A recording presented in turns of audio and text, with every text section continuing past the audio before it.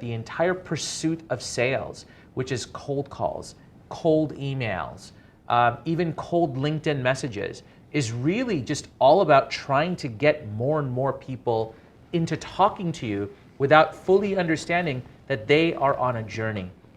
And if you identify them at a specific point on their journey, then you can better self-serve them. Here's what really fascinates me when we look at buying behavior and buying data. Have you guys seen that Chet Holmes pyramid? Right?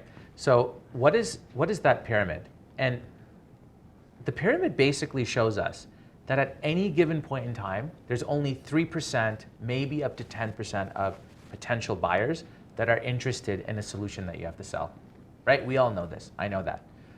But what's amazing to me is that we in sales, in our broad B2B sales ecosystem, we seem to think that we can outmaneuver and bend reality and go against that science.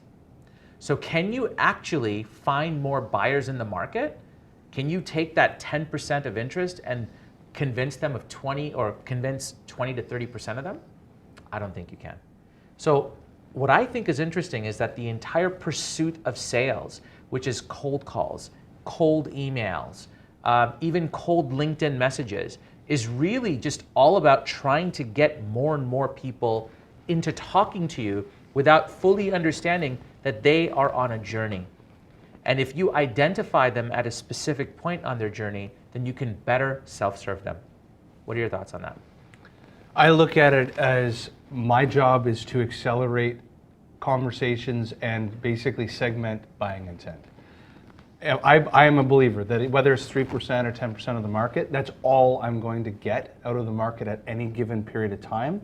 What I can control is the velocity in which I can figure out who are those 3 to 10%. For me, I'm going to use relationships and compelling events to basically stack rank and segment where I focus my time. I'm not getting, I agree with you, I'm not getting more market than is Pareto's law kind of thing, exactly, or Chet Holmes' law.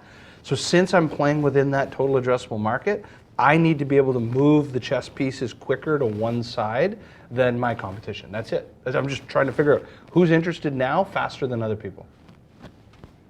I think it really also relates to the volume versus quality game.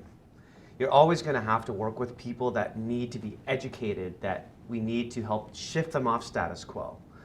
But we also have to be consultative in understanding that if they're not ready because there's too many other priorities going on, they're doing an org change, this leader's too fresh into the new role, whatever those reasons may be, we still have to respect those.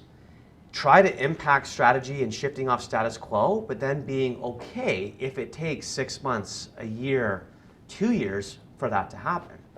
Because I still think it's important to educate people even if they're not ready. That'll help inform strategy over time. And that's pipeline, really. But that's just an educational mindset about giving value to build pipeline rather than just trying to convert now. When I see people call me and cold call me, over 95% are just very template, self-serving, I. You just take a look at emails when people try to approach you. I wanted to, I want this, I want that. It's never about helping you, the buyer or the customer. It's always about their self-agenda. So right away, that doesn't educate me.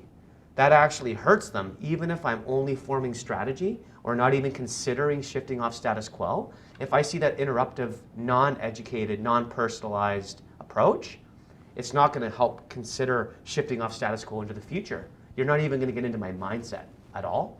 So I still think it's about that quality over volume, but you do need to get into deals early, I would say, Amar, to your point around, is it 3% or 10%?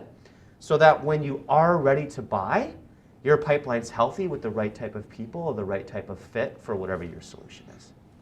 I agree. And if you look at that pyramid and where the real sweet spot is, it's that middle 60%, right? It's a 30 and 30 stack to make the 60 that effectively says that there are people that don't think they're interested, but they're open to learning more. They're open to being educated. Right. So it goes to your point, Jamie, that if we as salespeople focus on educating people for the long term, we can absolutely segment people's interest. Yes, we need digital tools, we need digital know-how on how to perform that, but effectively you end up with a really good list of people that are interested now and that are likely going to be interested in the future.